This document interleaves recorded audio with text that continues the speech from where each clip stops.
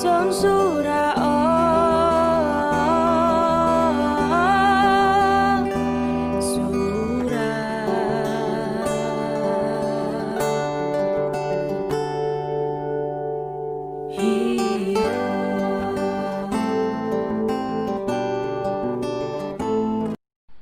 Bismillahirrahmanirrahim. Ila hadratin Nabil Mustafa Rasulillah sallallahu alaihi wasallam wa ila abaina wa ummatikum wa hajatina wa hajatikum syai'ulillahi lahumul Fatihah.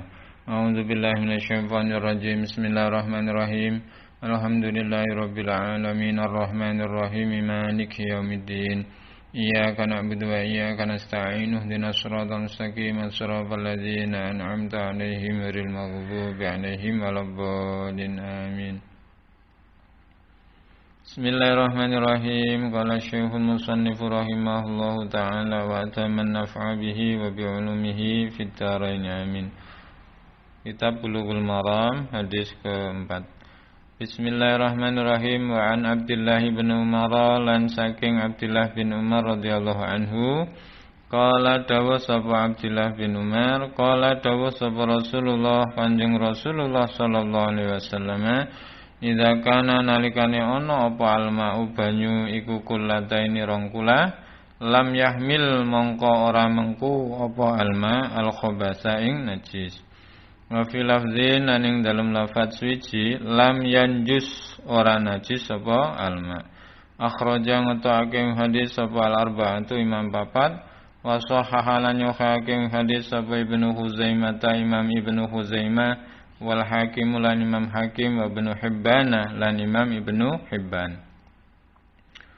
Dari Abdullah bin Umar radhiyallahu an berkata, bersabdalah Rasulullah sallallahu alaihi wasallam, jika air itu ada dua kula, maka dia tidak mengandung najis. Dalam lafaz lain, dia tidak najis. Para santri, hadis ini bermakna bahwa jika air itu melebihi dua kula, berapa dua kula? Menurut ukuran standar saniki 270 liter air. Utawi kalau dalam ukuran sentimeter kubik niku 60 cm kubik nggih. Jika lebih dari itu maka air itu tidak menjadi najis. Walaupun misalnya dia kemasukan najis asalkan tidak mengubah bau, rasa dan warnanya nggih. Tapi walaupun dua kula atau lebih, ketika kemasukan najis kemudian mengubah bau, rasa dan warna tadi, maka air itu tetap menjadi najis. Terus air menjadi coklat, air berubah warna niku. Atas penjelasan kula sakjroning niku harus dilihat coklatnya kalau karena tanah ya. Tanah kan suci, maka air itu tetap suci.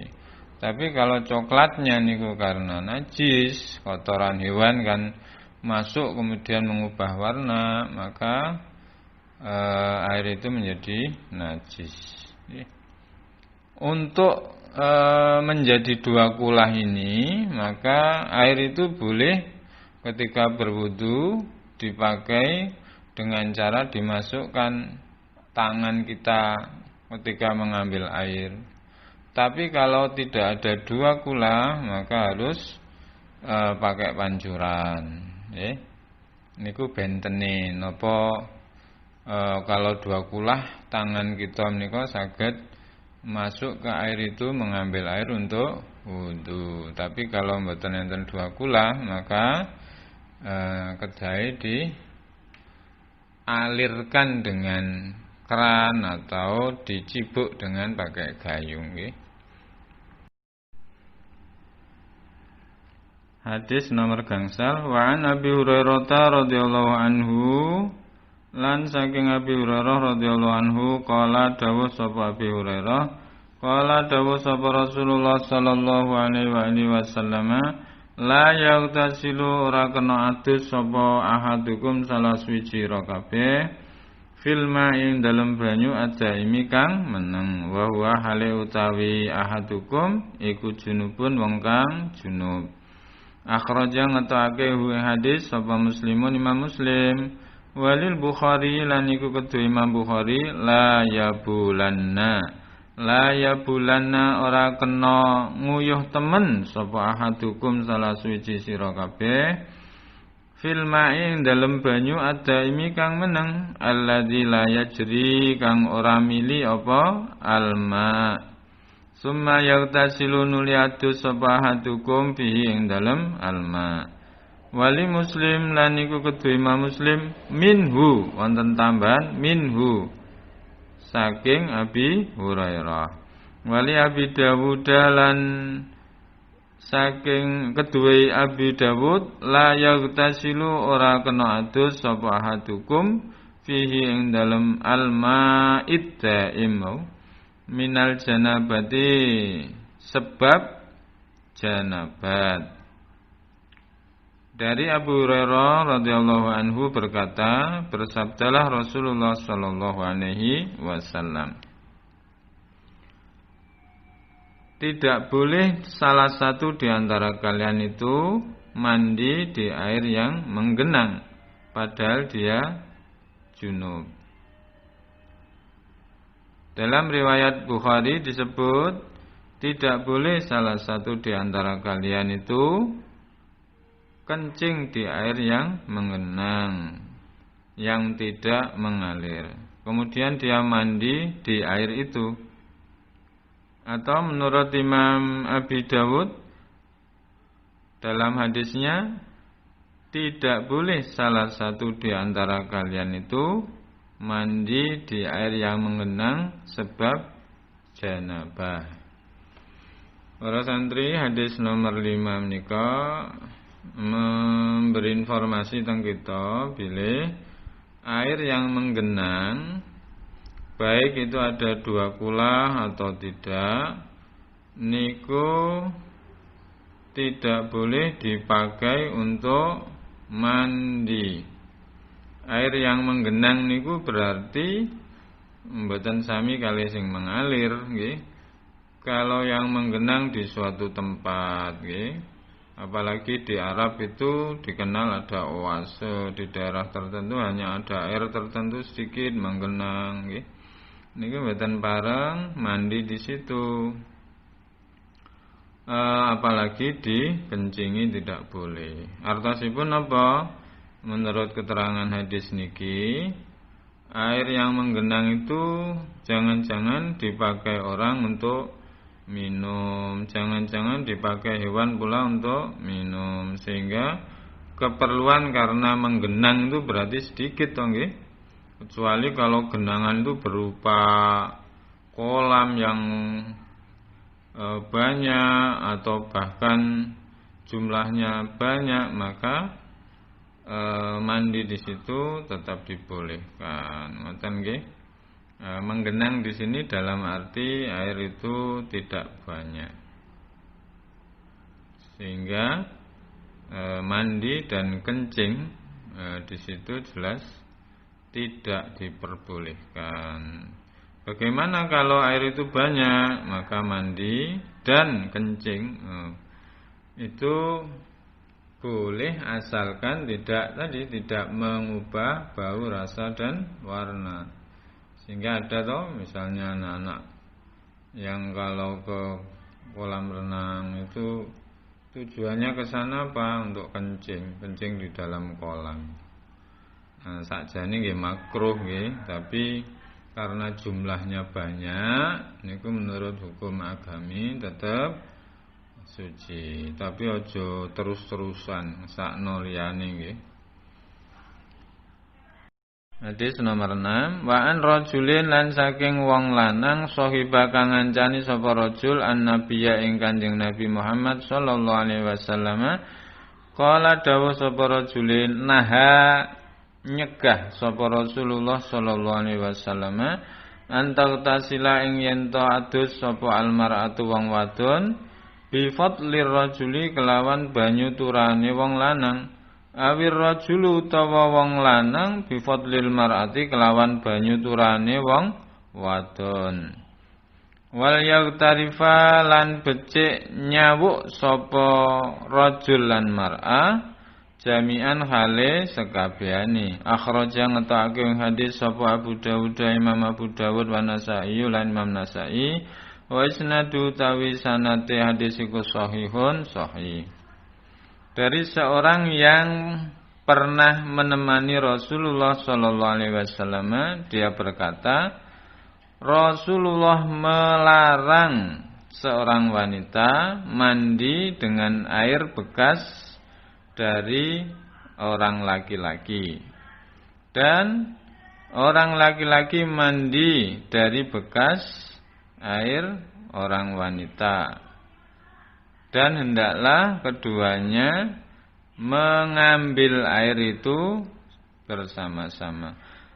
Hadis ini dikeluarkan oleh Imam Abu Dawud dan Nasa'i dan sanadnya sahih. Para santri, hadis ini termasuk hadis mubham karena rajulun yang dimaksud ini mboten diterangaken nggih.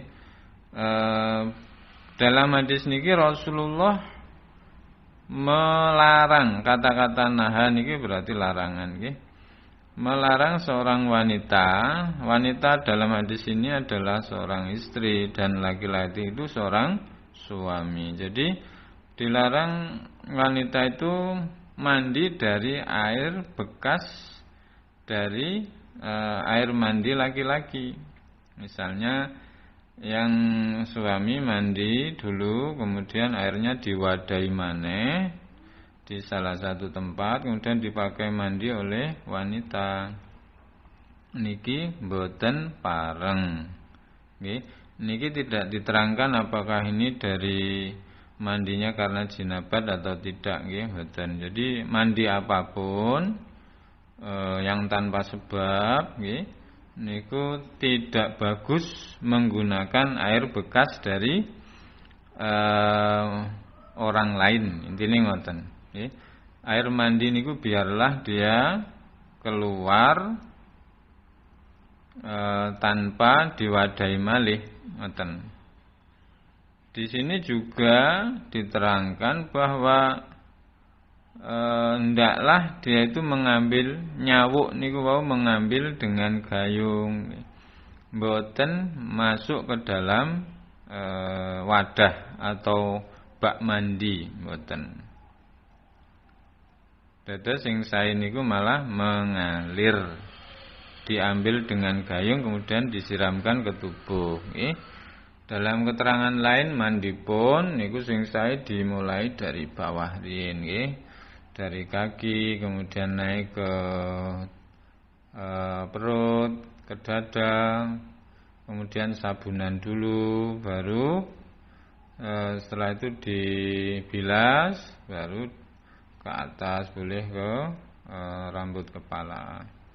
Nah niki karena menurut medis ketika kita menyiram langsung ke kepala niku panas tubuh kita niku mboten saged keluar, nggih. Sebab keluarnya panas tubuh itu dari pori-pori rambut kepala. Milane sing sae dari bawah, kemudian bahkan dokter menyebut 20 detik setelah itu baru boleh ke kepala. Niki kersane untuk kesehatan, apalagi sampun sepuh niku biasanya kasus-kasus ada penyakit mendadak, mungkin stroke atau apapun namanya, kok meninggal di kamar mandi niku di antara sebabnya bisa karena pola mandi sing keliru, nggih. Para santri, awase dinten niku mawon nggih. Terus pada intinya kita sebagai santri menika kedah memahami benar syariat Islam, khususipun berkaitan kali thaharah, nggih. Mun ngantos kita menika menggunakan air tapi tidak sesuai dengan syariah, nggih. Hadis kala wau ingkang awal kita kedah sumerep pinten ukuran 2 kula nggih. Karena ukuran 2 kula ini menurut mazhab Syafi'iyah dan imam-imam yang lain niku penting untuk menentukan apakah air niku kena najis atau tidak nggih. Kalau kurang dari 2 kula niku walaupun kena najis dan tidak mengubah warna, bau dan rasa niku tetap najis nggih. Tapi kalau lebih dari 2 kula niku wau mboten dados najis kecuali berubah ketiga sifatnya nggih. Kemudian hadis berikutnya kalau wau kita mboten pareng mandi atau apalagi kencing di air yang menggenang karena jumlahnya sedikit, biasanya dipakai untuk keperluan lain yang lebih penting. Kemudian hadis terakhir kalau wau berkaitan kali etika mandi niki saini mandi dengan air yang baru mboten bekas dari orang lain, karena Islam itu agama yang sangat menjaga kesucian dan kesehatan hingga dungane niku kan Allahumma ja'alni minat tawabin waj'alni minal mutatahhirin nggih. Kita nyuwun dhateng Allah termasuk wong-wong sing mensucikan diri kita saking dosa-dosa karena mau bertaubat, dan nyuwun dhateng Allah supados kita menika purun mensucikan diri kita dari hadas dan najis. Nek pun resik jiwa dan raganya, inilah orang yang dirindukan oleh Allah untuk masuk surganipun, sebab Allah itu zat yang suci dan hanya menerima amalan ibadah yang suci. Nggih, mugi-mugi wonten manfaatipun lan semangat terus mengkaji agami kita melalui kitab-kitab salaf nggih. Mugi-mugi barokah datang keluarga kita, barokah datang tiyang sepuh kalih kita, barokah datang sedaya masyarakat khususipun keluarga besar Pondok Pesantren Miftahul Huda Suko. Al-Fatihah. A'udzubillahi minasyaitonirrajim. Bismillahirrahmanirrahim. Alhamdulillahirabbil alamin arrahmanirrahim maliki yaumiddin. Iyyaka na'budu wa iyyaka nasta'in ihdinas siratal mustaqim. Shiratal ladzina an'amta 'alaihim ghairil maghdubi 'alaihim waladdallin. La ilaha sunil firdausi ahla wa la aqwa 'alan naril jahimi fahabli taubatan waghfir dhunubi fa innaka ghafirul dzambil azimi. Sallu ala nabi Muhammad.